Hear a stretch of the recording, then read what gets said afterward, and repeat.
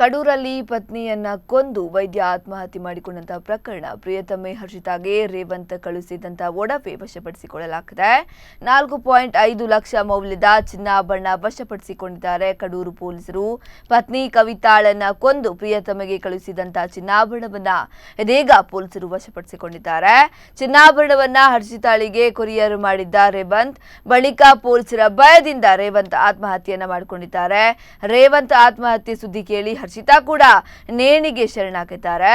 ಚಿನ್ನಾಭರಣ ವಶಪಡಿಸಿಕೊಂಡ ಕವಿತಾ ಕೊಲೆ ಪ್ರಕರಣಕ್ಕೆ ಅಂತಿಮ ರೂಪುರೇಷೆಯನ್ನು ನೀಡಿದ್ದಾರೆ.